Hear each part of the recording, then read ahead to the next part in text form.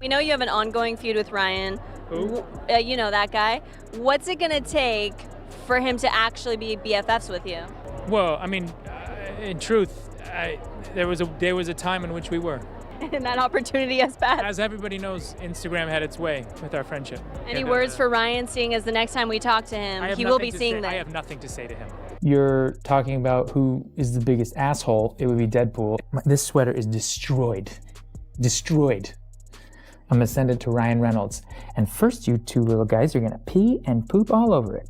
And then we're gonna send it to my friend Ryan. In a shocking reveal, Jake Gyllenhaal comes forward in support of Justin Baldoni, and it's all about Ryan Reynolds' difficult behavior on the set of the 2017 sci-fi thriller Life. For years, fans have seen Reynolds as the charming, quick-witted star who effortlessly commands the screen. But according to new reports, there may have been some serious tension brewing behind the scenes. Gyllenhaal, who shared the screen with Reynolds in the film, is now speaking out, and his words are raising eyebrows across Hollywood. So what is Jake's opinion on the Baldoni-Ryan feud? The roots of the Ryan-Baldoni legal battle go back to 2019 when Justin Baldoni secured the rights to Colleen Hoover's best-selling novel, It Ends With Us. The movie, intended as a powerful message about domestic violence, was meant to be a career-defining project for Baldoni. Things took a turn, however, when Blake Lively was cast as the film's lead, Lily Bloom, in 2022. Initially, Baldoni and Lively seemed to have a productive working relationship, exchanging ideas and collaborating on creative aspects of the film. However, as production progressed, tensions reportedly arose. According to Baldoni's lawsuit, Lively allegedly began exerting increasing control over the production, rewriting key scenes without consulting the scriptwriter, insisting on wardrobe and styling changes that deviated from the film's budget, and leveraging her star power to influence marketing strategies. I would show up on a set. I knew that they just wanted me to show up and look cute and stand on a little pink sticker where I'm supposed to go and say what I'm supposed to say, but I also knew that that wasn't fulfilling for me, that I wanted to be a part of the storytelling, that I wanted to be a part of the narrative. Sometimes I would have people who really resented that because they were like, we just hired you to be an actor. Yet when I went in the meetings, I would just seem like I'm just there to be the actor and ready to get the gig.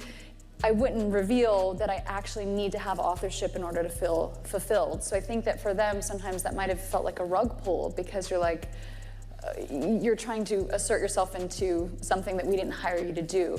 And so it was a really strange position to be in. These alleged actions created conflicts with both the production team and Sony, who were concerned about the growing deviations from the original vision of the film. Additionally, Baldoni claims that Lively's involvement became so extensive that she effectively sidelined him from critical decision-making processes. Internal communications released in court filings indicate that members of the production team struggled with Lively's increasing demands, fearing it would disrupt the production schedule and balloon costs beyond projections. Then came the bombshell. In December 2024, Blake Lively filed a lawsuit against Baldoni, accusing him of harassment on set. She claimed that he created an uncomfortable work environment, made inappropriate comments, and even orchestrated a smear campaign against her when she refused his advances. According to Lively's legal team, she was subjected to persistent unwanted attention and retaliatory behavior, which escalated when she attempted to exert creative control over the film's direction. Her complaint also alleged that Baldoni manipulated the media and industry insiders to discredit her claims before she could formally file suit.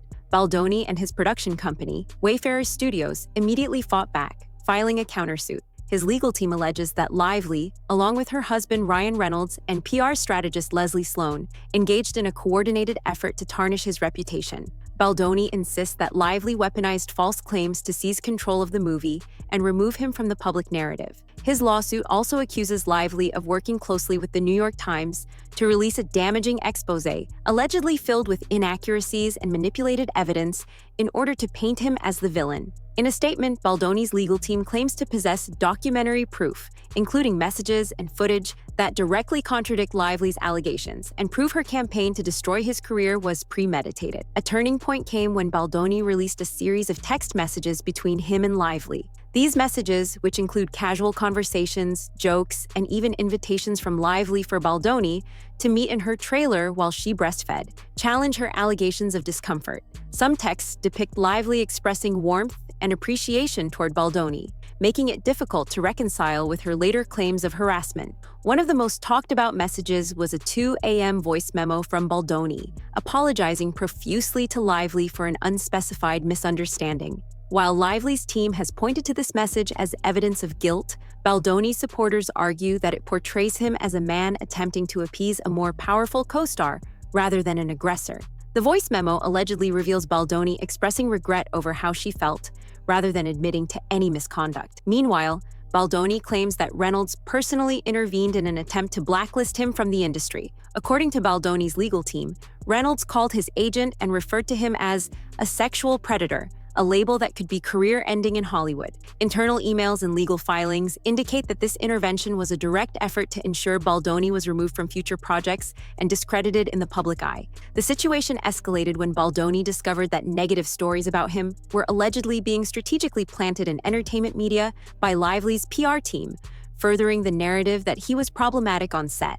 Another major factor in this lawsuit is the involvement of the New York Times. Baldoni is suing the publication for libel, claiming that Lively and her team fed the media falsehoods months before she officially filed her legal complaint. His team points to metadata in an article as alleged proof that the paper had the information weeks in advance, orchestrating a narrative against him. According to court filings, Baldoni's legal team argues that Lively strategically worked with a New York Times journalist to plant a defamatory story that would discredit Baldoni just before she filed her official lawsuit. This article, Baldoni claims, painted him in a false and damaging light, reinforcing Lively's accusations before any legal rebuttal could be made public. The lawsuit alleges that the New York Times not only failed to fact-check Lively's claims adequately, but also selectively edited evidence to fit a predetermined narrative. Baldoni's legal team claims to have obtained communications between Lively's representatives and the Times that suggest deliberate coordination to ensure maximum reputational damage. His lawyers also argue that the Times misrepresented text exchanges,